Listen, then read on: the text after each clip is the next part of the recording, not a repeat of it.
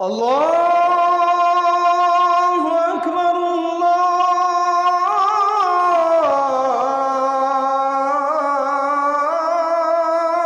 আকবার। যেই ব্যক্তি আল্লাহর সাথে কোনোভাবে শিরক করবে, ওই ব্যক্তি আল্লাহর ক্ষমা থেকে বঞ্চিত হয়ে যাবে। কোরআনুল কারীমের 4 নম্বর সূরা সূরাতুন নিসা-এর 48 নম্বর আয়াতে রব্বুল আলামিন বলছেন, ইন্নাল্লাহা লা ইয়াগফিরু আন ইউশরাকা বিহি ওয়া ইয়াগফিরু মা দুনা যালিকা লিমান ইয়াশা ওয়া মান ইউশরিক বিল্লাহি ফাকাদ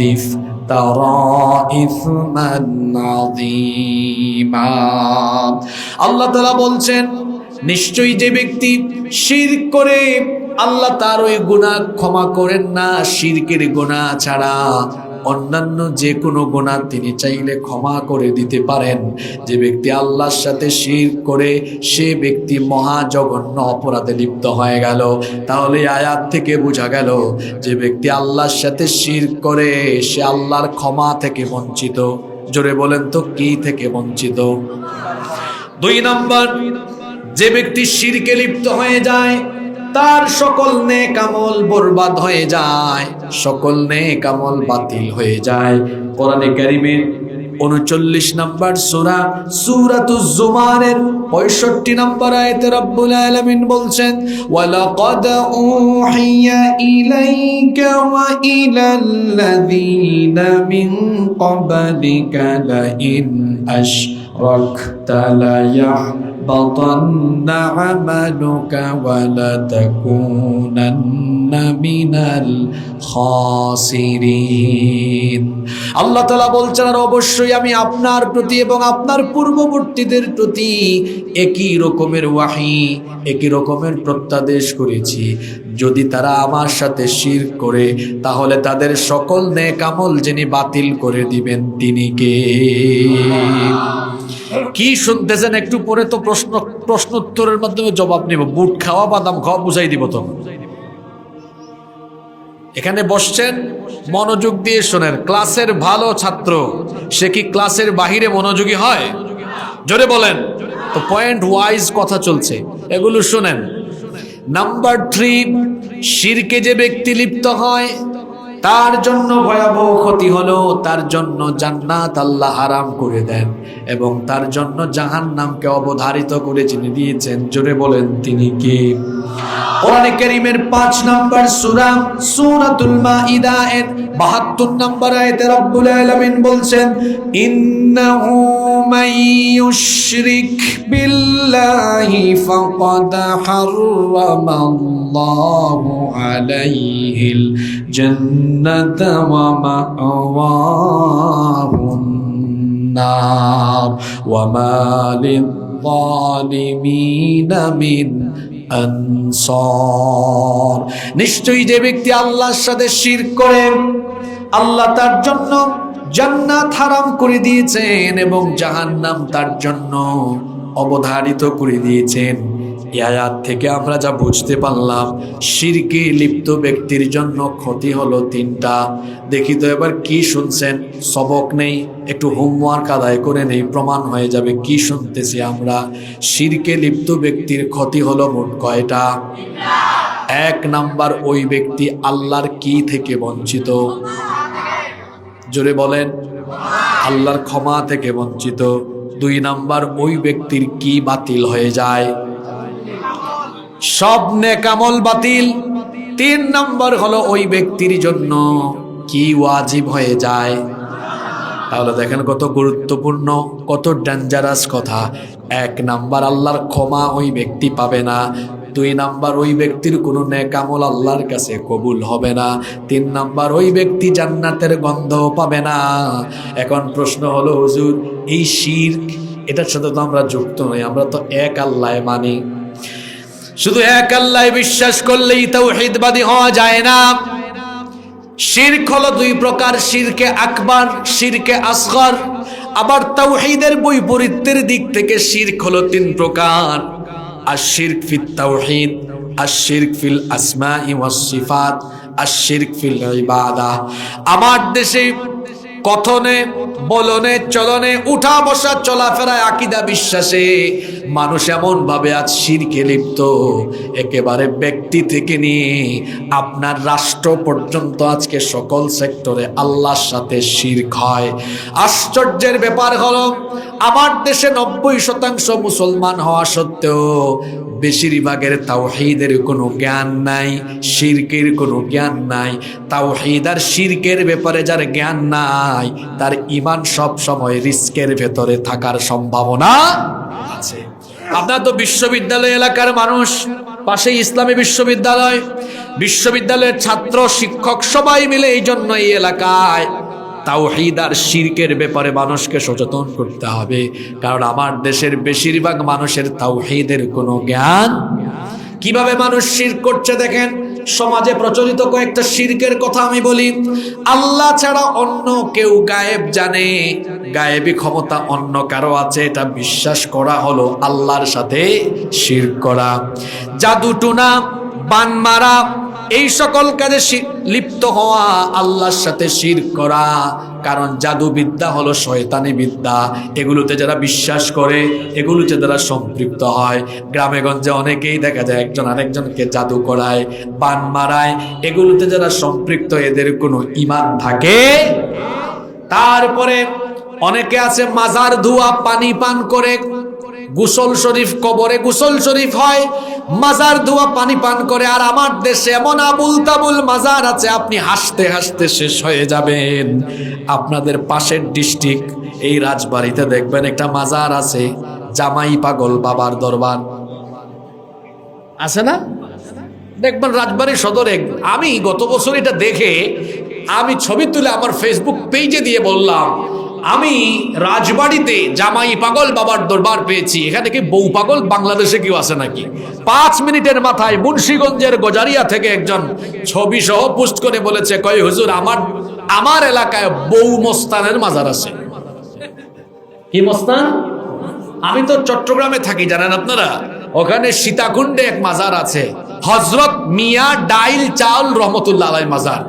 আমি যদি ভুল বলে থাকি গুগল শরীফে এখনই সার্চ দেন। আরো শুনবেন, চট্টগ্রামে আছে ল্যাংটা বাবার দরবার। সব সময় কি থাকে? ল্যাংটা থাকে। যার সত ঠিক নাই অত পীর হতে পারে না, ও নিজে একটা ভণ্ড, তার সাথে যারা থাকে তারাও ভণ্ড। তারপরে আরেক মাজার আছে, আপনারা গুগল শরীফে এগুলো সার্চ দিবেন, ছবি সহ আসবে। চট্টগ্রামে আছে বদনাশার মাজার, আছে খেতাশা, ল্যাংটাশা, বদনাশা, বুদাইশা, গেদাশা। আমি যেগুলা বলতেছি আপনি দেখেন না এগুলো পান কিনা, এরকম আছে না নাই? আপনি কি আমার কথা শুনে মনে করছেন এই হুজুর মনে হয় মারাত্মক পিরাউলিয়া বিরোধী? আপনি পীরে মুরিদি কারে শিখান? আমি পিরাউলিয়ার ভূমির সন্তান। আমার বাড়ি হলো সিলেটে, হযরত শাহজালাল রহমতুল্লাহ আলাইহের এলাকার মানুষ আমি। আমার এলাকায় 360 জন আউলিয়া এসেছেন, আপনি পীর মুরিদি আমারে শিখান? যারা পিরাকির বেশ ধরে মানুষের ঈমান আকীদাকে ধ্বংস করে, নামাজ নাই, রোজা নাই, পর্দা নাই, এরা পীর নয়, এরা হলো মানুষের ঈমান আকীদা লুণ্ঠনকারী ডাকাত।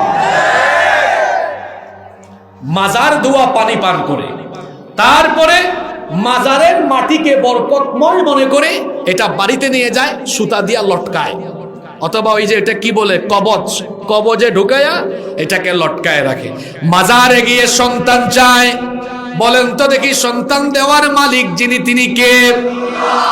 আল্লাহ যেটা দিতে পারেন, আল্লাহ যেটা করতে পারেন, সেটা অন্য কেউ দিতে পারে বা অন্য কেউ করতে পারে, এমনটা বলা বা বিশ্বাস করা মানে হলো আল্লাহর সাথে কি করা?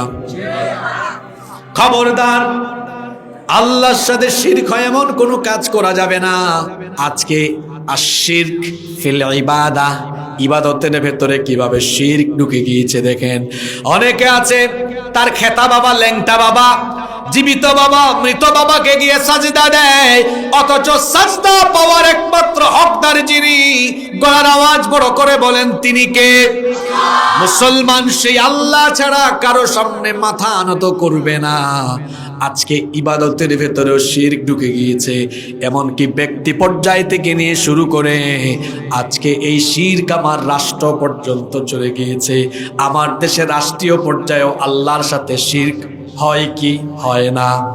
আমার দিকে শুনে তাকান, এই কথা আপনি সচরাচর সব মাহফিলে শুনবেন না। আজকে আপনার রাষ্ট্রে কিভাবে শিরক হয় শুনেন। হালাল হারামের ইখতিয়ার কার? কথা বলেন না কেন? কার? আপনি কোন বিষয় নিজে থেকে হালাল হারাম করার ইখতিয়ার রাখেন না। আজকে দেখেন আপনার রাষ্ট্র কি করেছে। আল্লাহ যেটা করেছেন হালাল তারা করে দিয়েছে তাদের আইনে হারাম, আল্লাহ যেটা করেছেন হারাম তাদের আইনে তারা করে দিয়েছে হালাল। এরকম কত উদাহরণ দিতে পারবো জানেন? আসেন কয়েকটা দেই। আচ্ছা বলেন তো, আপনাদের এই শেখ পাড়ায় যদি 17 বছরের মুন্না 15 বছরের মুন্নিকে বিয়ে করে, এটা আপনাদের দেশের আইনে কি অপরাধ না? জোরে বলেন, অপরাধ কিনা? এটার নাম আপনার দেশের আইনে কি বিবাহ? যে হুজুর বিয়ে পড়াবে হুজুর শুদ্ধা জেলে ঢুকবে। এখন আপনারা আমাকে বলেন, 17 বছরের মুন্না 15 বছরের মুন্নিকে বিয়ে করলে এটাকে আল্লাহর আইনে অপরাধ? জোরে বলেন। আল্লাহ করেছেন হালাল, আপনার দেশের আইন করেছে কি হারাম। এবার ঘটনাটা উল্টায় দেন। 17 বছরের মুন্না 15 বছরের মুন্নিকে নিয়ে যদি লাউতলা, ঝাউতলা, বটতলা, গাছতলা, আমতলা, জামতলায় বসে একটার বুট খাওয়ায়, ঢলাঢলি মাখামাখি করে, এটা আল্লাহর আইনে অপরাধ এবং হারাম। কিন্তু আপনাদের দেশের আইনে হ্যাঁ ব্যাপারই না এটা। আপনি বাধা দিলে পুলিশ উল্টা আপনার অ্যারেস্ট করবে। তাহলে আল্লাহ করেছেন হারাম, আপনার দেশের আইন এটা করলো। এইভাবে করে যেটা আল্লাহ হালাল করেছেন সেটা যদি কোনো দেশের আইন হারাম করে, আর আল্লাহ যেটা হারাম করেছেন কোনো রাষ্ট্র যদি সেটাকে হালাল করে, এটা হলো রাষ্ট্রীয় পর্যায়ে আল্লাহর সাথে শিরক করা। আজকে এই শিরক আছে না নাই? রাষ্ট্র পর্যায়েও এই শিরক আছে। এবার আপনারা আমাকে বলেন, মাদক, মদ ইসলামে কি সীমিত পরিসরে জায়েজ আছে না সম্পূর্ণ হারাম? ইন্নামাল খামরু ওয়াল মাইসিরু ওয়াল আনসাবু ওয়াল আজলামু রিজসুম মিন আমালিশ শাইতান। আল্লাহ বলেছেন তো শয়তানি কাজ, ফাজতানিবু, এটা থেকে দূরে থাকো, বিরত থাকো। তাহলে আপনাদের দেশের আইনে আপনি ঢাকা শহরে বিভিন্ন রেস্টুরেন্টে দেখবেন। আমি গত সপ্তাহে গুলশানে লাঞ্চ করছি, দুপুরের খাবার খাচ্ছি, দেখি বিরাট এক রেস্টুরেন্টের সামনে লেখা, এটা এখানে মাদক নিয়ন্ত্রণ অধিদপ্তরের অনুমোদনকৃত বারের বিশেষ ব্যবস্থা আছে। আর নামটাও দিছে কি শয়তানি নাম, মাদক নিয়ন্ত্রণ অধিদপ্তর, মানে নিয়ন্ত্রিত মাত্রায় তারা আপনারে খাওয়াবে। এটার নাম তো হওয়া দরকার ছিল মাদক নির্মূল অধিদপ্তর। নামটা দিল কি মাদক নিয়ন্ত্রণ অধিদপ্তর। তার মানে নিয়ন্ত্রিত মাত্রায় তারা অনুমোদন দিচ্ছে। আল্লাহ করেছেন হারাম, তারা নিয়ন্ত্রিত মাত্রায় করলো হালাল। এটা হলো রাষ্ট্রীয় পর্যায়ে আল্লাহর ইবাদতে শিরক করা। শিরক আপনার ব্যক্তি থেকে রাষ্ট্র পর্যন্ত আছে না নাই? জুড়ে বলেন তো, এই শিরক কবিরা গুনাহ না সগীরা গুনাহ? কোন মাজারে যাওয়া যাবে? কেউ মাজারের পাশ দিয়ে যাচ্ছে, যদি হক্কানি পীর থাকে, আউলিয়া থেকে যাচ্ছে, জিয়ারত করে চলে যাবে, কোনো অসুবিধা নাই। কিন্তু একদম ওখানে গিয়া সুতা টানানো, তারপরে অনেকে মাজারে মান্নত নিয়ে যায়। মাজারের গরু ছাগল এগুলা কে খায়?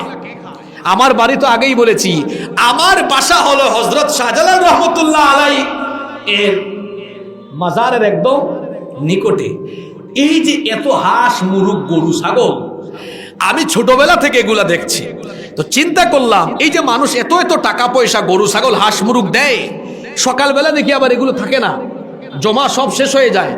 আমি মনে মনে ভাবতাম ছোটবেলায়, সম্ভবত খুব গভীর রাতে হযরত শাহজালাল রহমতুল্লাহ আলাই কবর থেকে উঠে আসেন, আইসা সারাদিনের সব হাদিয়া তুফানিয়া আবার তিনি কবরে যান, এরকম প্রতিদিন রাতের বেলা তার একবার আগমন হয়। হাদিয়া তুফা নিয়ে সম্ভবত তিনি চলে যান। বয়স বাড়তে থাকলো, চিন্তা করে করে দেখলাম আসলে তো না, বাস্তবতা হলো এটা হযরত শাহজালাল নিয়ে যান না, বরং ওই শাহজালাল রহমতুল্লাহ আলাইহির মাজারে তরমুজের সাইজের মতো পেটওয়ালা কিছু খাদেম বসে, সব খাদেমের পেটে যায়।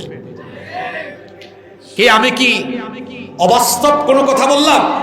এগুলো যায় কোথায়? এগুলো যায় কোথায়? দান সৎকার প্রয়োজন হলে মসজিদে করবেন, মাদ্রাসায় করবেন, এতিম মিসকিন সমাজের অসহায় মানুষদেরকে সহযোগিতা করবেন। মাজারের নামে যারা বাজার বসিয়ে আপনার ঈমান ধ্বংস করতে চায় তাদের সাথে আমাদের কোনো সম্পর্ক নাই। এই জন্য আপনারা দেখবেন আমি এই কথাটা বাংলাদেশের প্রায় জায়গায় বলি, যেখানেই আছে মাজার সেখানে আছে বাজার। মাজারের সাথে বাজারের একটা সম্পর্ক আছে। আমার কথাটা মিলায় দেখবেন, যেখানে মাজার সেখানেই বাজার। আচ্ছা বলেন তো দেখি, পৃথিবীর নিকৃষ্ট স্থানের নাম কি আর উৎকৃষ্ট স্থানের নাম কি? মসজিদ। তা আমরা কি নিকৃষ্ট জায়গায় যাব না উৎকৃষ্ট জায়গায় যাব? মুসলমান মাজারমুখী হবে না, মুসলমান মাজারমুখী হবে না, মুসলমান হবে মসজিদমুখী। ঠিক কি না? আমরা কোনো মাজারে যাব না, কোনো মাজারে মান্নত করব না, গরু ছাগল হাঁস মুরগ দিব না। আমরা ইবাদত করব কার? জোরে বলেন, ইবাদত করব কার? তাহলে সবচাইতে বড় কবিরা গুনার নাম হলো আল্লাহর সাথে কি করা? আল্লাহ শিরক থেকে তুমি আমাদের ঈমানকে হেফাজত করো। নাম্বার 2, আপনারা মনোযোগী আছেন তো? আজকে কয়েকটা কবিরা গুনার কথা বলবো। নাম্বার 2, 2 নম্বর কবিরা গুনাহ হলো ফরজ নামাজ তরক করা, ত্যাগ করা হলো আরেকটি অন্যতম কবিরা গুনাহ। ইচ্ছে করে যে ব্যক্তি ফরজ নামাজ ছেড়ে দেয় সে কবিরা গুনাহে লিপ্ত। জোরে বলেন তো কি গুনাহে লিপ্ত? বাইনাল আবদি ওয়া বাইনাল কুফরি তারকুস সালাহ। আল্লাহর বান্দা আর কাফিরের মধ্যে পার্থক্য হলো নামাজ ছেড়ে দেওয়া। বলেছেন মুহাম্মদ, আমরা বলি সাল্লাল্লাহু। তাহলে যে ব্যক্তি ইচ্ছে করে নামাজ ছেড়ে দেয় সেই ব্যক্তির আর কাফিরের মধ্যে কোনো কি থাকে না? পার্থক্য থাকে না। তাহলে মুমিন আর কাফিরের পার্থক্য নিরূপণ হয় যে ইবাদতের মাধ্যমে। জোরে বলেন তো সেই ইবাদতের নাম কি? অনেকে এখানে আসছে আল্লাহর কুতুব, আসরের নামাজটা পড়ে নাই কিন্তু মাহফিলে আসছেন, হুজুরটারে দেখে আসি। এখন ওয়াজ শোনা হলো নফল আর নামাজ আদায় করা হলো। আল্লাহর হাবিব বলেছেন, লা দীনা লিমান লা সালাতা লাহু। যার জীবনে যার মধ্যে নামাজ নাই তার মধ্যে দিনদারিতা নাই। মান তারাকাস সালাতা মুতাআম্মিদান ফাকাদ কাফারা। যে ব্যক্তি ইচ্ছে করে নামাজ ছেড়ে দিল সেই ব্যক্তি আল্লাহর সাথে কুফরি করল। যার মধ্যে নামাজ নাই তার মধ্যে ঈমান নাই। তার মধ্যে কি নাই? একজন একবার আমারে কয়, হুজুর কে বলছে আমার ঈমান নাই? আপনি জানেন আমার বাপ আমার নাম কি রাখছে? বললাম কি? আমার বাপ আমার নামই রেখে দিছে ঈমান আলী। কি রাখছে? কারণ আমার দেশে বহু মানুষের নামের সাথে কামের কোনো এক ব্যক্তির নাম তার বাপ রেখেছে ফজল আলী। ফজল আলীর ঘুম ভাঙে প্রতিদিন সকাল 10টায়, ফজল আলীর ফজল নাই। আরেকজনের নাম জুহর আলী।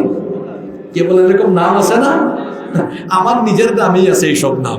তো জুহর আলীর জুহর নাই। আরেকজনের নাম রাখছে রমজান আলী, রমজান মাসে দুপুর বেলা গাঞ্জা টানে। আরেকজনের নাম কুরবান আলী, সামর্থ্য আছে কিপটা বেটা কুরবানি দেয় না। আর ইমান আলী হজে গিয়েছে 2-3 বার। এখন তার নামের আগে কেউ হাজি লাগালে সে বড় রাগ করে, তাই আমি কি আর হাজি আছি রে? একবার হজ করলে না তোরা আমার হাজি ডাকবি? করলাম ডবল হজ অথবা 3 বার গেলাম ট্রিপল হাজি, অন্তত আমার সম্মান দিয়ে আলহাজ ইমান আলী ডাক। নামের আগে লাগাইছে আলহাজ, নাম হলো আলহাজ ইমান আলী। তার জীবনের অবস্থা হলো এমন, ওই ব্যক্তি সুদখুর, ঘুষখুর, চাঁদাবাজ, টেন্ডারবাজ, সমাজে যত অন্যায় আছে সব করে। ইমান আলী নামে ইমান আলী হলেও কামে হলো বেঈমান আলী। এরকম আছে না আমাদের সমাজে? আচ্ছা আমার দিকে তাকান, একটা সহজ উদাহরণ দিই আপনাদেরকে। এই রাস্তায় আল্লাহ না করুন ভয়াবহ কোনো দুর্ঘটনা ঘটল, 4-5 জন ব্যক্তি মারাত্মকভাবে স্পট ডেথ করলেন, জায়গায় ইন্তেকাল করলেন, এখন তাদের এই অংশটা, এই অংশটা একদম এই গলা থেকে মাথা পর্যন্ত ধরেন আপনার চাকা, গাড়ির চাকা উঠে একদম থ্যাতলে দিয়েছে। এখন ডিএনএ টেস্ট করা ছাড়া, মাথা ছাড়া, শুধু পা থেকে এই বুক পর্যন্ত এতটুকু দেহ দেখে কি কোনো ব্যক্তির পরিচয় শনাক্ত করা যাবে? জোরে বলেন, যাবে? তাহলে যে অংশটা দেখলে মানুষের পরিচয় সহজে চেনা যায় সেই অংশটা হলো মাথা। জোরে বলেন, সেই অংশটা কি? তাহলে মানুষের দেহে, মানুষের শরীরের একটা গুরুত্বপূর্ণ অংশ যেটা দিয়ে তার পরিচয় শনাক্ত হয়, সেটার নাম কি? জোরে বলেন, সেটার নাম কি? ইসলামের ইবাদত সমূহের মাথা হলো আসসালাতু হিয়া রাসুল ইবাদাহ। নামাজ হলো ইবাদতের মগজ, ইবাদতের মাথা। মাথা ছাড়া যেমন কোনো ব্যক্তির পরিচয় পাওয়া যায় না, তেমনি ইসলামের ইবাদতের মগজ নামাজ বাদ দিয়ে কোনো ব্যক্তি তাকে মুসলমান হিসাবে আল্লাহর দরবারে পেশ করতে পারবে না। তাহলে মুসলমান হতে হলে অবশ্যই কি আদায় করতে হবে? আচ্ছা, আমাদের সবচেয়ে বড় দুশ্মনের নাম কি? হ্যাঁ, জোরে বলেন, আমাদের সবচেয়ে বড় দুশ্মনের নাম কি? ইন্নাহু লাকুম আদুউম মুবিন। নিশ্চয়ই সে শয়তান তোমাদের প্রকাশ্য দুশ্মন। বলেন তো দেখি, শয়তান কখন সবচেয়ে বেশি হাসে আর কখন সবচাইতে বেশি কাঁদে? হাদিসে এটা আছে না? জোরে বলেন, আছে না? তো শুনেন, কখন সে হাসে আর কখন সে কাঁদে। কোন ব্যক্তি যখন আল্লাহকে সাজদা দেয়, ইআতাজালাশ শাইতানু ফায়াবকি, তখন শয়তান ওই ব্যক্তির নিকট থেকে দূরে চলে যায়। তারপরে সে তার মনের যন্ত্রণায়, মনের কষ্টে সে কান্না করতে থাকে আর সে বলতে থাকে, ইয়া ওয়াইলি, হায় দুর্ভাগ্য, আফসোস আমার, দুর্ভাগ্য, আফসোস আমার। উমির ইবনু আদম বিসসুজুদ ফাসাজাদা ফালাহুল জান্নাহ। আদম সন্তানকে সাজদা দেওয়ার আদেশ করা হলো, সে সাজদা দিল, জান্নাত হাসিল করে ফেললো। আর আমাকেও সাজদার আদেশ করা হয়েছিল, ফাআবাইতু ফালিন্নার, আমি সেটা অস্বীকার করে আমি জাহান্নামী হয়ে গেলাম। তাহলে মানুষ যখন আল্লাহকে সাজদা দেয়, শয়তান তখন কাঁদে। আর মানুষ যখন আল্লাহকে সাজদা দেয় না, নামাজে যায় না, তখন শয়তান হাসে। তাহলে বলেন তো, নামাজে গেলে শয়তান কি করে? আস্তে বলবেন না, জোরে বলেন, নামাজে গেলে শয়তান কি করে?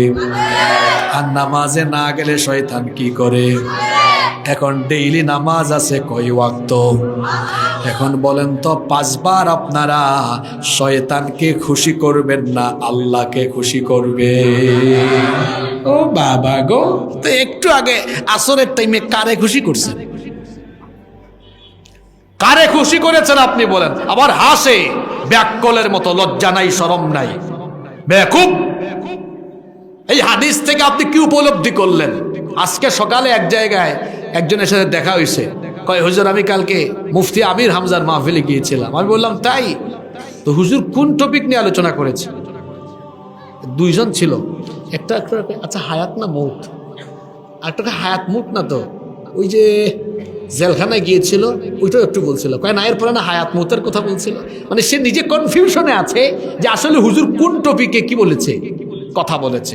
এরকম বেকুব ব্যাককল শ্রোতা মাহফিলে কিছু আসে, ও মাহফিল থেকে বের হলে বলতেও পারে না যে কি নিয়ে আলোচনা হয়েছে। আমরা যখন ইউনিভার্সিটিতে পড়তাম, এরকম কিছু ছাত্র দেখতাম, আমরা ক্লাসে নোট রাখতাম। আমার ছাত্র জীবনের নোটগুলো এখনো আছে। স্যাররা যা বলতেন নোট করে ফেলতাম। পরীক্ষার সময় অত বেশি পড়তাম না, ওই ক্লাসে যা যা পড়তাম নোট দেখে সেগুলো স্মরণ করার চেষ্টা করতাম, বাস। আর কিছু আছে ক্লাস করে, ক্লাসের পরে স্যার জিজ্ঞেস করে কি বুঝছো, দাঁড়ালে কিছু বলতে। এরকম শ্রোতা হয়ে না, উপলব্ধি করার চেষ্টা করেন যে হুজুর কোন হাদিসটা শোনাইলো। আমি নামাজে গেলে শয়তান কাঁদে, আর আমি নামাজে না গেলে শয়তান হাসে। তা আপনি শয়তানকে হাসাবেন না কাঁদাবেন? বলেন, হাসাবেন না কাঁদাবেন? তো প্রতিদিন যারা 5 ওয়াক্ত নামাজ কাজা করে, এরা কারে খুশি করে, কারে হাসায়? আর যারা 5 ওয়াক্তের নামাজি, তারা খুশি করে কাকে? নাও টেক ইউর ডিসিশন। এখন আপনি সিদ্ধান্ত নেবেন, আপনি কি এই যে কিছুক্ষণ পর মাগরিবের আজান হবে, দেখা যাবে কে আল্লাহর জমিনে শয়তানের খলিফা আর কে আল্লাহর খলিফা। খলিফা আছে এই জমিনের দুই জাতের, একটা হচ্ছে খালিফাতুল্লাহ আর একটা খালিফাতুশ শয়তান। খালিফাতুশ শয়তান। এখন আপনারা জুড়ে বলেন তো, আপনারা কি খালিফাতুল্লাহ আল্লাহর খলিফা হবেন না শয়তানের খলিফা হবেন? তো আল্লাহর খলিফারা কি নামাজ ছাড়ে? জোরে বলতে হবে, আল্লাহর খলিফারা কি নামাজ ছাড়ে? আপনাদের মনে একটু মাজা ব্যথা, তাই না? দাঁড়ায় থাকেন। ক্লাসে দেখবেন কিছু ছাত্রকে টিচার দাঁড় করায় রাখে, আর আমি বলার আগে আপনারা দাঁড়ায় আছেন অপরাধীর মতো। রাগ করবেন না, আমি এরকমই একটু কথা বলার সময় এরকমই বলি। তাহলে এত জায়গা আছে, আপনি বসেন না কেন? মনে হচ্ছে পানিশমেন্টে আছে তারা, তো ওরা পানিশমেন্টেই থাকুক। কি বলেন আপনারা? এরা পানিশমেন্টে আছে। কি সুন্দর জায়গা আছে এখানে, তাও বসে না। আচ্ছা, আমরা পয়েন্ট ওয়াইজ কথা বলছি। বাড়িতে গেলে আজকে ভাবি যদি জিজ্ঞেস করে, আর যারা মিসকিন অবিবাহিত, যদি আপনার সহপাঠী জিজ্ঞেস করে মাহফিলে যে গেলা আজকে আলোচনার টপিক কি ছিল, তখন আপনি কি বলবেন? যে কিছু কবিরা গুনাহ সমাজে, কবিরা গুনাহ। আমরা প্রথম 1 নম্বর যে কবিরা গুনাহ নিয়ে কথা বলেছি, বলেন তো সেই কবিরা গুনাহর নাম কি? আল্লাহর সাথে। 2 নম্বর, বাদামও খাইছে সাথে কথায় গুলো খাই ফেলছে। 2 নম্বর, নামাজ কি ত্যাগ করা, নামাজ ছেড়ে দেওয়া। তাহলে আমরা শয়তানকে হাসাবো, শয়তানকে খুশি করব, হাসাবো না তারে কাঁদাবো? কাঁদাতে হলে কি করবেন? যুবক ভাইয়েরা মনে করছে হুজুর আমরা এখনো জোয়ান মানুষ, আমরা বয়সে তরুণ, জেন জি এর ছেলেরা, আমরা আমাদের একটু বয়স হোক, আলফা জেনারেশন আসুক, আর আমরা বুড়া হই, তারপরে আমরা নামাজ আদায় করব। আমার ভাইদেরকে মনে রাখতে হবে, আমাদের জীবন হলো এমন, এর নাই কোনো ওয়ারেন্টি, নাই কোনো গ্যারেন্টি। জীবন প্রদীপ যে কোনো সময় নিভে যেতে পারে।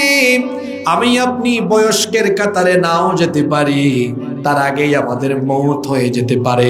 যৌবনকাল হলো ইবাদতের সময়, যৌবনকাল হলো আল্লাহকে সাজদা দেওয়ার সময়। এটা হলো মানুষের জীবনের গোল্ডেন টাইম, স্বর্ণালী সময়। যৌবনে বেশি বেশি আল্লাহকে সাজদা দেন, কারণ বুড়া হয়ে গেলে কোমরে ব্যথা, মেরুদণ্ডে ব্যথা, পায়ে ব্যথা, ঠিক মতো রুকু দেওয়া যায় না, সেজদা দেওয়া যায় না। আর যৌবনকালে শারীরিক সামর্থ্য থাকে, শারীরিকভাবে এনার্জেটিক থাকা যায়, লম্বা সময় রুকু করা যায়, লম্বা সময় সাজদা করা যায়। এই জন্য যৌবনের ইবাদতের এত দাম। বিখ্যাত হাদিসের অনেকগুলো গ্রন্থ, বুখারী, মুসলিম, তিরমিজি, নাসাই, ইবনে মাজাহ সহ আরো অনেকগুলো হাদিসে এক যুগে এই হাদিসটি বর্ণিত হয়েছে।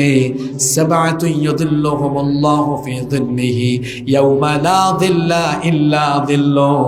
7 শ্রেণীর মানুষকে রব্বুল আলামিন কিয়ামতের দিন তার আরশের ছায়ার নিচে জায়গা দিবেন, যেই দিন আল্লাহর আরশের ছায়া ছাড়া আর কোনো ছায়া থাকবে না। তার মধ্যে এক শ্রেণী হলো তারা, ওয়াশাবুন নাশাআ ফি ইবাদাতিল্লাহ, যে যুবক তার যৌবনকাল আল্লাহর ইবাদত করে করে কাটিয়েছে। এই যুবকদেরকে আরশে আজিমের ছায়ার নিচে যিনি জায়গা দিবেন তিনি কে? তো শেখপাড়া কুষ্টিয়ার যুবকরা কি আল্লাহর আরশের ছায়ার নিচে জায়গা চায় না? আমরা যদি জিজ্ঞেস করি আপনারা কি জান্নাত চান, তো সবাই চাইবে। কিন্তু আশ্চর্য কথা হলো, সে জান্নাত চায় কিন্তু জান্নাতে যাওয়ার জন্য মসজিদে যেতে চায় না। যে ঈমান আপনাকে মসজিদে আনতে পারে না, এ দুর্বল ঈমান আপনাকে জান্নাতের ধারে কাছেও আনতে পারবে। আপনি জান্নাত চান, আল্লাহও দিতে চান, এজন্য আল্লাহ 1 বার 2 বার 3 বার 4 বার নয়, প্রতিদিন 5 বার মুয়াজ্জিন সাহেবকে দিয়ে আপনাকে নামাজে ডাকান। আর আল্লাহ বলেন তুমি আমাকে সাজদা দাও, সাজদা দেওয়ার মাধ্যমে তোমার জন্য বানানো জান্নাতের চাবি আমার কাছ থেকে নিয়ে নাও। সুবহানাল্লাহ। নামাজ ছাড়বেন? বলেন নামাজ ছাড়বেন? এত কথা বলার পরেও যদি ছাড়েন কি আর করবেন? এটা ইসলামী রাষ্ট্র না, রাষ্ট্র হলে তো বেত লাগাই দিতাম, একদম পিটাইয়া পিটাইয়া তারপর মসজিদে নেওয়া হইতো। এজন্য ওয়াজের পাশাপাশি কোরআনের ওয়াজ যেমন হবে, ঠিক তেমনি রাষ্ট্র ব্যবস্থায় কোরআন থাকার দরকার আছে না নাই? আমি ওয়াজ করে সবাইকে নামাজি বানাতে পারবো না, সবাইকে মাদক ছড়াতে পারবো না, কিন্তু কোরআনকে ওয়াজের মঞ্চে রাখার পাশাপাশি যদি পার্লামেন্ট, সেক্রেটারিয়েট, বঙ্গভবনে নেওয়া যায়, হুকুমতের জায়গা থেকে যখন হুকুম আসবে তখন মাইরের ঠেলায় এমনি অন্যায় বন্ধ হয়ে যাবে। আর বাঙালি যে উশৃঙ্খল, সোজা আঙ্গুলে বেশি উশৃঙ্খল, এত উশৃঙ্খলা আমাদের মধ্যে। দেখেন না আপনি বিমানে কেবিন ক্রু বা পাইলট যখন ককপিট থেকে বলে সম্মানিত যাত্রীবৃন্দ বসেন, বিমান পুরোপুরি না থামা পর্যন্ত কেউ দাঁড়াবেন না, কি আর থামবে? রানওয়েতে আসলেই তারা উঠা তাদের ব্যাগ টানাটানি আরম্ভ করে। এই হলো বাঙালি জাতি। আপনি বলবেন সোজা হয়ে দাঁড়ান, তারা বাঁকা হয়ে দাঁড়াবে। আপনি বলবেন বসেন, তারা দাঁড়ায় থাকবে। এই হলো বাঙালি জাতি। তা নামাজ ছাড়া যাবে। 3 নম্বর মারাত্মক কবিরা গুনাহ, মাদকের সাথে লিপ্ত হওয়া। কিসের সাথে লিপ্ত হওয়া? মাদক, গাঁজা খাওয়া, ইয়াবা বা মাদক জাতীয় যত ধরনের পণ্য আছে এগুলোর সাথে যে কোনো কায়দায় সম্পৃক্ত হওয়া, এটা গ্রহণ, সেবন, বিক্রি করা, এটা ক্যারি করা। শোনেন একটা ভয়াবহ হাদিস। অবশ্য আপনাদের এই কুষ্টিয়া এলাকায় মাদক নাই, সব আল্লাহর কুতুব এখানে আছে না নাই? লাআনা রাসূলুল্লাহ সাল্লাল্লাহু আলাইহি ওয়াসাল্লাম ফিল খামরি 10, মাদকের সাথে সম্পৃক্ত 10 ব্যক্তিকে লানত করেছেন মুহাম্মদ। আমরা বলি সাল্লাল্লাহু। মাদকের সাথে সম্পৃক্ত কয় ব্যক্তিকে লানত? জোরে বলেন কয় ব্যক্তি? একটু মিলায় নেন তো। অনেকে বলবেন হুজুর আমি খাই না, তার না খাইলে কি হবে? আপনি তো সাপ্লাই দেন, আপনি সাপ্লায়ার। কয় হুজুর আমি খাইও না, সাপ্লাইও দেই না, তো কি হইছে? আপনি তো সমাজের দায়িত্বশীল হয়ে তলে তলে মাদকের কারবারিদের কাছ থেকে ঘুষ নেন। কয় হুজুর আমি ঘুষও নেই না। তো আমি বলবো আপনি দেখার পরেও সমাজ থেকে অপরাধ নির্মূলে কোনো ভূমিকা রাখেন না। যে অন্যায় করে আর যে অন্যায় দেখে সহ্য করে, দুইটাই অপরাধী, দুইটাই। আসুন তো একটু মিলায় আনেন। মাদকের সাথে সম্পৃক্ত 10 ব্যক্তিকে লানত করেছেন মুহাম্মদ সাল্লাল্লাহু। 1 নাম্বার আসিরাহা, মাদক যারা প্রডিউস করে, মাদক যারা উৎপাদন করে তাদের উপর লানত। 2 নাম্বার ওয়া মুতাসিরাহা, যারা মাদকের পরামর্শ দেয় কিংবা আদেশ দেয় তাদের উপরে লানত। 3 নাম্বার ওয়া শারিবাহা, যারা মাদক সেবন করে। 4 নাম্বার ওয়া হামিলাহা, যারা মাদক ক্যারি করে। মনে করেন কোথাও থেকে মাদক গাড়িতে লুট করে, তারপরে যে ব্যক্তি মাদক লুট করে নিয়ে যায় ওই ড্রাইভারের উপরে লানত। 5 নাম্বার ওয়াল মাহমুলাতু ইলাইহি, যে অঞ্চলের দিকে মাদক নিয়ে যাওয়া হয় সেই অঞ্চলের উপরে লানত। 6 নাম্বার ওয়াসাকিয়াহা, যে মাদক পরিবেশন করে। বাংলাদেশের অনেক মানুষ ইউরোপ আমেরিকায় থাকে, রেস্টুরেন্টে চাকরি করে, সেখানে যদি তার গেস্টদেরকে মাদক সার্ভ করতে হয়, যে উপার্জন সে করবে ওইটাও হারাম হবে। ওই ব্যক্তির উপরেও লানত করেছেন মুহাম্মদ সাল্লাল্লাহু। তারপরে কয়টা বললাম? 7 নাম্বার হলো ওয়াবাইআহা, যে ব্যক্তি মাদক বিক্রি করবে। 8 নাম্বার হলো ওয়া আকিল সামানিহা, মাদকের জন্য যারা সামান বা মূল্য গ্রহণ বা ঘুষ গ্রহণ করবে। আমার দেশে যাদেরকে মাদক নির্মূলের দায়িত্ব দেওয়া হয়েছে, প্রশাসনের দায়িত্ব পালন করে, এদের মধ্যে অনেকে আছে এই মাদকের চোরাচালান পাস করে দিয়ে তারপরে ঘুষ খায়। আমার কাছে প্রমাণও আছে। বাংলাদেশের টেকনাফের ওসি প্রদীপ, কি আছে না নাই? আরে বাপরে বাপ, ওসি প্রদীপের কথা ভুলে গিয়েছেন নাকি আপনারা? ভুলে গেলে আজকে একটু ওয়াজ মাহফিলের পরে এগুলো সার্চ মারেন, হুজুর কি বলে গেল, মিলাই নিবেন। আর পুলিশের ভাইয়েরা যা করলো গত 15টা বছর, পোশাকটাকে কলঙ্কিত করে দিয়েছে। এই মাহফিল এখানে গত বছর হওয়ার কথা ছিল, এটা বন্ধ করা হয়েছে। বন্ধ করার জিনিস তারা পায় না। দেশে এত অন্যায়, এত অপরাধ চলে, সেগুলো বন্ধ না করে কোরআনের মাহফিল বন্ধ করে আজ কি পরিণতি হলো? যারা আলেমদের জবান কেড়ে নিয়েছে, যারা ভালো ভালো কাজ বন্ধ করে দিয়েছে, আজকে আল্লাহ তাআলা তাদের সবকিছু বন্ধ করে দিয়েছে। এই শাস্তি কার? আর আপনাদের এলাকায় 2-3টা আছে বেশি ফটর ফটর করতো, আছে না? একটা আছে দেখছি মিসকা শয়তান, মিনমিন্না শয়তান, এখনো জেলের ভিতরে ঢুকে আসে। আর আরেকটা শুনছি বুরখা পরে পালাইছে। এটা আপনাদের এলাকার। হ্যাঁ, আল্লাহর কুতুবদেরকে চিনছেন তো আপনারা? কি জাতের কুতুব? এই কুতুবরা এই এলাকায় কোরআনের কোনো মাহফিল করতে দেয় নাই। আল্লাহ তাআলা যেন এদেরকে এই সব পরিণতি ভালো করে ভোগ করায় দেন। ঠিক কেন বলবেন? বলেন আমিন। 9 নম্বর হলো ওয়াল মুশতারি লাহা ওয়াল মুশতারাতু লাহু। 9 এবং 10 নম্বর হলো যার জন্য কেনা হয় আর যে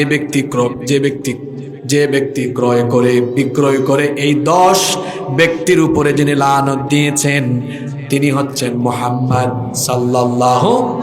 আজকে এই মাদক এটা শহরে নগরে বন্দরে শুধু নয়, এখন অজপাড়া গ্রামে বাঁশঝাড়ের চিপায় চাপায়, বিশ্ববিদ্যালয় কলেজ স্কুলের ক্যাম্পাসে ঢুকে গিয়েছে। তরুণ কিশোর যুবকরাও এতে আসক্ত হচ্ছে। বিশ্ববিদ্যালয়ে পড়ে এমন ছেলেরা পর্যন্ত মাদকাসক্ত হয়ে যাচ্ছে, যেটা সেবন করলে পরে আমার নিজের শরীরের ক্ষতি।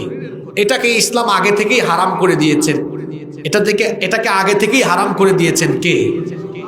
আজকের চিকিৎসা বিজ্ঞান বলছে যে যারা মাদক সেবন করে এদের অনেক রকমের শারীরিক ক্ষতি হয়। এদের লিভারে, পাকস্থলীতে নানাবিধ ভয়াবহ রোগ বাসা বাঁধে, এদের বদহজম হয়, এমনকি এদের চেহারার লাবণ্য হারিয়ে যায়। আজকাল অনেক পোলাপাইন, অনেক ছেলেরা আছে, এদের চেহারা দেখলে বড় মায়া লাগে আমার। বয়স হলো 18, 20, 22, 23, 24, 25 বছর। এই সময় তার চেহারায় লাবণ্য থাকার কথা, কিন্তু তার চেহারা হইলো এমন, তার এই যে গালের মাংস এগুলো হাড্ডির চিপার ভিতরে ঢুকে গেছে, একদম এরকম। গাঞ্জা টানতে টানতে 2 দিকের মাংস হাড্ডির চিপার ভিতরে ঢুকে গিয়েছে। আর রাত 3টা-4টা পর্যন্ত মোবাইলে তাহাজ্জুদ পড়ে। তার ঘুমের অভ্যাস ঠিক নাই, ঘুমের অভ্যাস। আর যার ঘুমের অভ্যাস ঠিক নাই এর খাদ্যাভ্যাসও ঠিক নাই, কারণ অত 3টা-4টা পর্যন্ত তাহাজ্জুদ পড়ে, মোবাইলে তাহাজ্জুদ। আর ঘুম থেকে উঠে সকাল 10টায় ইউনিভার্সিটিতে পড়ে, তো খুব সকালে ঘুম থেকে উঠি না খায়া যায়, 1-2টা ক্লাস করে ফাঁকে ফুঁকে সিঙ্গারা মারে। আর তার পেট হয়ে যায় গ্যাসের কারখানা, যেখানেই যায় বায়ু দূষণ করে, পরিবেশ নষ্ট করে। যার ঘুমের অভ্যাস ঠিক নাই তার খাদ্যাভ্যাস ঠিক নাই, যার ঘুমের অভ্যাস ঠিক তার খাদ্যাভ্যাসও ঠিক থাকে। আপনাদেরকে হাসানোর জন্য কথা বলতেছে না। এই দেখেন, তাকায় দেখেন ওনার দিকে, বয়স কত হয়েছে, এখনো চেহারা সুরত দেখেন। আর এখন 22-23 বছরের অনেক ছেলেরা ফার্মের মুরগির মতো ঝিমাই ঝিমাই হাঁটে। এনার্জি নাই তো, এনার্জি থাকবে কেমনে? অত গাঞ্জা খাইতে খাইতে, ইয়াবা বাবা খাইতে খাইতে, আর খাটের চিপায় চাপায় যৌবন নষ্ট করতে করতে তার যৌবন শেষ। ওর ঘুমও ঠিক নাই, ওর মাইগ্রেনের সমস্যা হয়ে গেছে। মাইগ্রেন সমস্যা আছে এখন অনেক ছেলেদের, মাইগ্রেন সমস্যা, মাইগ্রেনের সমস্যা, চোখের সমস্যা, হার্ট দুর্বল, পাকস্থলীতে সমস্যা। তোমার এই 22-23 বছর বয়সে এত রোগ বাসা বাঁধলো কেন? তুমি মাদকাসক্ত, ইয়াবা আসক্ত, গাঁজা আসক্ত, বিভিন্ন ধরনের নেশা জাতীয় দ্রব্য দ্বারা আসক্ত। তুমি রাত 3টা-4টা পর্যন্ত মোবাইলে তাহাজ্জুদ পড়ো, তুমি জেনার সাগরে ডুবে আছো। এই জন্য যৌবনের যে শক্তি আর তারুণ্যের যে লাবণ্য তোমার মধ্যে থাকার কথা তা তুমি হারিয়ে ফেলেছো। ফিরে আসো এখনো, ফিরে আসো এখনো। মাদক এটা সমাজের সবচেয়ে বড় অভিশাপ। আর মাদকাসক্ত লোকেরা সমাজের বড় বড় অপরাধী হয়। কি হয়? এটা আমার কথা নয়, সুবহানাল্লাহ। আপনি দেখেন কোরআনে আল্লাহ কি বলছেন।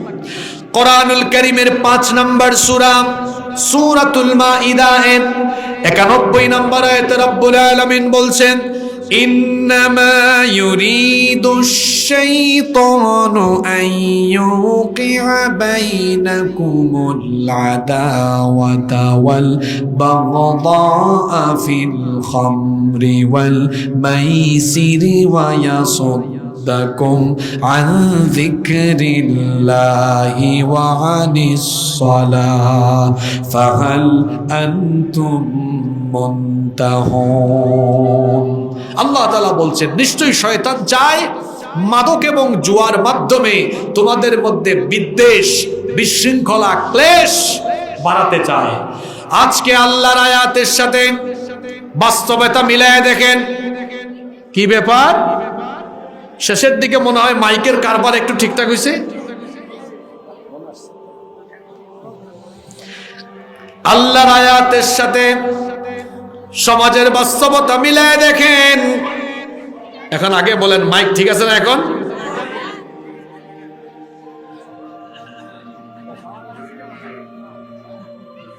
তারে ভালো করে ধরবেন। আজকে আমি যেটা বলে গেলাম কমিটি তারে ধরবেন, জিজ্ঞাসাবাদ করবেন এর পিছনে কোনো সাবাবুন নুজুল আছে কিনা। আপনারা হাসিয়েন না, বহুত মাহফিল এরকম সাবাবুন নুজুল পাইছি বলেই বলতেছি।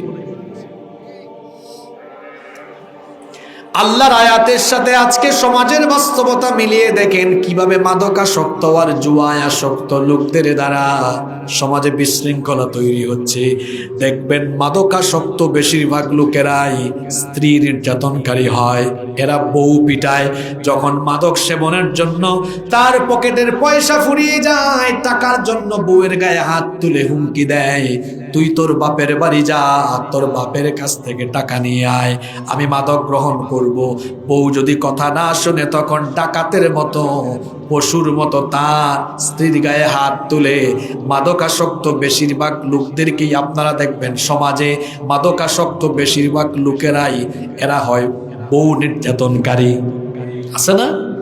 আবার মাদকাসক্ত বেশিরভাগ লোকেরা হয় চোর। কিরকম?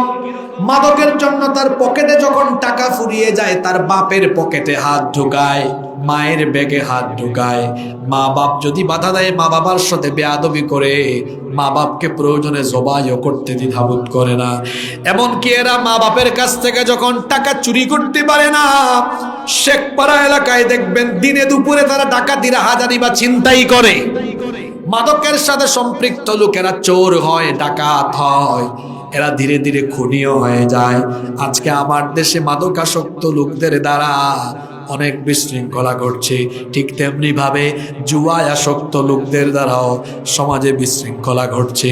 আমার দেশে জুয়া এখন কিভাবে ছড়িয়ে গিয়েছে, আইপিএল খেলা হয় ইন্ডিয়ায় আর জুয়ার বাজি হয় কুষ্টিয়ায়। এটা চাচারা বুঝবেন না, ওইটা জেন জির পোলাপাইন বুঝছে। বিপিএল খেলা হয় ঢাকায় আর জুয়ার বাজি হয় শেখপাড়ায়, আছে না এরকম? আহা, এই মাদক এবং জুয়ায় যারা সম্পৃক্ত এরা কবিরা গুনাহে লিপ্ত। ফিরে আসেন, যুবক তরুণ ভাইদেরকে বলবো, মাদক জুয়া এটা থেকে ফিরে আসেন, এটা আপনার কেরিয়ার শেষ করবে। আমি স্টুডেন্ট লাইফে আমার মনে আছে, আমি হলে থাকতাম, আমার পাশের রুমের একটা ছেলে ত্রিপলিতে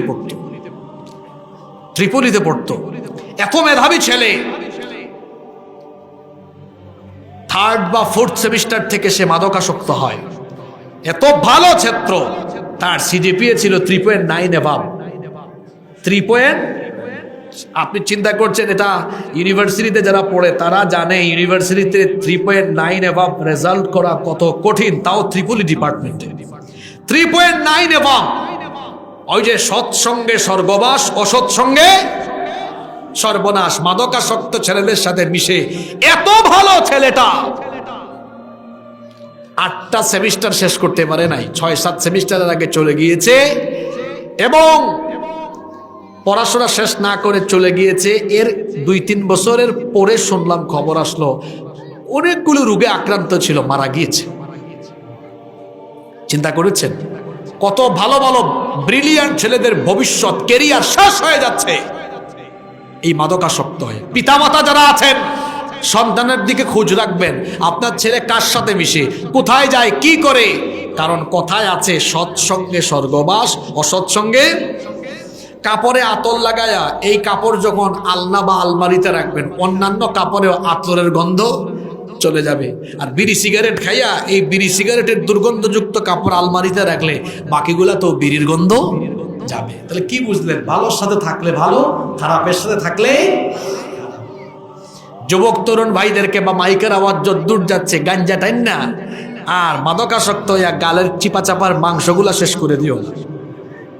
যুবক ভাইদেরকে বলবো ফিরে আসো এখান থেকে। কষ্ট হচ্ছে আপনাদের? আমরাও সময় একেবারে শেষ দিকে চলে এসেছি। সংক্ষেপে আরো 2টা পয়েন্ট বলি, জরুরি গুরুত্বপূর্ণ পয়েন্ট। 4 নম্বর কবিরা গুনাহ হলো হারাম খাওয়া। কি খাওয়া? যে ব্যক্তি হারাম খায় তার শরীরও হারাম দ্বারা গঠিত হয়, আর এই শরীর কোনোদিন জান্নাতে যাবে না। আর হারামখোরের কোনো নেকামল, কোনো ইবাদত আল্লাহর কাছে কবুল। হারামখোর সুদ খায়, ঘুষ খায়। সুদ এত বড় মারাত্মক গুনাহ, সুদের 70টার বেশি গুনাহ আছে। তার মধ্যে সর্বনিম্ন গুনাহ হলো নিজের মায়ের সাথে জিনা করা। নাউজুবিল্লাহ। অন্য হাদিসে এসেছে, নবীজি বলেছেন 1 দিরহাম সুদ খাওয়া 36 বার জিনা করার সমান অপরাধ হয়। ইন্না লিল্লাহি ওয়া ইন্না ইলাইহি। সুদ খায়, ঘুষ খায়। ঘুষের তো অনেক নাম এখন, টেবিল মানি, স্পিড মানি, কমিশন, পার্সেন্টেজ, বকশিস, আছে না এরকম? ঘুষ সব জায়গায়। পাশে ইউনিভার্সিটি না, ইউনিভার্সিটিতেও ঘুষ আছে। ইউনিভার্সিটিতেও কি আছে? কিভাবে আছে? ওই যে প্রশাসনিক সেক্টরে যারা চাকরি করে, আপনি দেখবেন আপনি এমনি এমনি যান, কাম হবে না, তলে তলে কিছু স্পিড পানি ঢুকায় দেন, টেবিল সাথে সাথে হয়ে যায়। এরকম আছে না নাই? ঘুষখোর, হারাম পন্থায়, অবৈধ পন্থায় উপার্জনকারী, খাইলো হারাম, তার পরিবারের সবাইরে খাওয়াইলো হারাম। এই হারাম খোরের হারাম সম্পদে সে কোনোদিন আরাম পাবে? খবরদার, হারামে লিপ্ত হওয়া যাবে না। হারাম খাওয়া ছেড়ে দিতে হবে। হালাল অল্প হোক, সেটার মধ্যে বরকত দিবেন কে? 5 এবং সর্বশেষ যে পয়েন্ট আজকে বলবো, এই পয়েন্টটা খুব গুরুত্বপূর্ণ। আমার দিকে তাকান। কথায় আছে, শেষ ভালো যার সব ভালো। শেষের পয়েন্টটা শুনেন। আজকে 5টা পয়েন্ট গুরুত্বপূর্ণ বলে যাচ্ছে। মানুষের হক নষ্ট করা যাবে না, এটাও কবিরা গুনাহ। এটাও কি গুনাহ? পিতামাতা সন্তানের হক নষ্ট করবেন না, সন্তান পিতামাতার হক নষ্ট করবেন না, স্বামী স্ত্রীর হক, স্ত্রী স্বামীর হক, ভাই ভাই বোনের হক। বড় ভাই ছোট ভাই বোনদের জায়গা জমি দেয় না, সে নিজেই খায়া ফেলছে, এরকম কুতুব সব এলাকায় আছে তো। প্রতিবেশীর হক নষ্ট করবেন না, মিথ্যা মামলা দিয়ে মানুষকে হয়রানি করবেন না, মিথ্যা মামলায় জেল খাটাবেন না, নিরপরাধীকে অপরাধী বানিয়ে ফাঁসির কাস্টে ঝুলাইয়া দিবেন না। মোট কথা, কোনো মানুষের হক আপনি নষ্ট করতে যাবেন না। আপনি শিক্ষক, আপনার ছাত্রের হক আপনি নষ্ট করবেন না। আপনি যে যে সেক্টরে আছেন, চাকরি করেন, আপনার প্রতিষ্ঠানের হক কখনো নষ্ট করবেন না। যদি হক নষ্ট করেন তো মারাত্মক অবস্থা হবে। আমার দিকে তাকান। পুরা ওয়াজ আজকে মনে রাখতে পারেন আর না পারেন, এই শেষের হাদিসটা আজকে মনে রাখতে হবে। একদিন নবীজি সাহাবীদেরকে বললেন, আতাদরুনা মাল মুফলিস, তোমরা কি জানো আমার উম্মতের সবচেয়ে অসহায় ব্যক্তিটি কে? এই কথা আপনাদেরকে বললে আপনারা বলবেন, হুজুর আমাদের শেখপাড়ায় একজনের বাড়ি ঘর নাই, কিছুই নাই, ও হলো সবচেয়ে অসহায়। সাহাবীরা নবীজিকে বললেন, ইন্নাল মুফলিসা ফিনা মান লা দিরহাম লাহু ওয়া লা মাতা। আমাদের মধ্যে সবচেয়ে অসহায় হলো ওই ব্যক্তি যার টাকা নাই, পয়সা নাই, ঘর নাই, বাড়ি নাই, দিরহাম নাই, মাতা দুনিয়ার ভোগ্য সামগ্রী নাই, ও হলো সবচাইতে অসহায়। নবীজি বললেন, না, তোমাদের উত্তর সঠিক হয়নি, বরং আমার উম্মতের সবচাইতে অসহায় হলো সেই ব্যক্তি যে ব্যক্তি কিয়ামতের দিন ভরা আমলনামা নিয়ে উঠবে, নেক আমল। এই যে আমার হাতে একটা ছোট্ট টুকরা দেখতে পাচ্ছেন, এখানে কি আছে লেখা আছে, দেখা যায় নাকি? আর এই পৃষ্ঠাটা কি? একদম ব্ল্যাঙ্ক, তাই না? নবীজি বললেন, কিয়ামতের মাঠে এক ব্যক্তি উঠবে, তার পুরো আমলনামায় নেকি আর নেকি, অনেক নেকি লেখা থাকবে, কিন্তু কিছুক্ষণের মধ্যে তার সব নেক আমল নিঃশেষ হয়ে আমলের খাতা কি হবে? শূন্য হয়ে যাবে। সাহাবীরা বললেন, এটা কিভাবে সম্ভব? নবীজি বললেন, হ্যাঁ, এটা এভাবে ঘটবে। এক ব্যক্তি নেক আমল নিয়ে উঠবে, মনের খুশিতে থাকবে, আমি তো জান্নাতে চলে যাব। আল্লাহ বলবেন, থাম, তোর হিসাব এখনো বাকি আছে। হাক্কুল্লাহ, আল্লাহর হক নষ্ট করলে, ইচ্ছে করলে মাফ করে দিবেন কে? তো বান্দার হক তো আছে, হাক্কুল ইবাদ। আল্লাহ বলবেন, দাঁড়া, তোর বহুত ক্ষমতা ছিল, তোরে মানুষ পায়ও নাই, তুই দেশ ছেড়ে পালাইছ, চোরের চোর, তুই পালিয়ে গিয়েছিস, তোরে মানুষ পায়ও নাই, হিসাব নিকাশ বাকি ছিল, আজকে এটা এখানে পুষায় দেওয়া হবে। আল্লাহ বলবেন, ডাকো তাদেরকে, এই ব্যক্তি যাদের হক নষ্ট করেছে, এখন আনা হবে ওই যে মানুষের জায়গা জমি দখল করেছে, বাড়িঘর দখল করেছে, রডের জায়গায় বাঁশ ঢুকাইয়া দিয়া জনগণের হক নষ্ট করেছে, মিথ্যা মামলা দিয়েছে। মোট কথা যে যার যতটুকু হক নষ্ট করেছে পাওনাদার ব্যক্তিরা দাঁড়াবে। আল্লাহ বলবেন, এই তোমাদের যে হক নষ্ট করলো তোমরা তার কাছে কি চাও? ক্ষতিপূরণ? কিয়ামতের দিন কি কেউ টাকা পয়সা সম্পদ চাবে না নেকামল চাইবে? বলবে আল্লাহ আজকে সবাই চিন্তায় আছি, তার আমল নামায় যে নেকি আছে ক্ষতিপূরণ হিসাবে আমাদেরকে কি দেন? নেকি দেন। এবার এই ব্যক্তি তার আমল নামা থেকে এদেরকে ক্ষতিগ্রস্ত ব্যক্তিদেরকে ক্ষতিপূরণ হিসাবে নেকি ট্রান্সফার করতে থাকবে। নেকি ট্রান্সফার করতে করতে দেখা যাবে তার আমল নামায় কোনো নেকি নাই, কিন্তু পাওনাদারের লাইন এখনো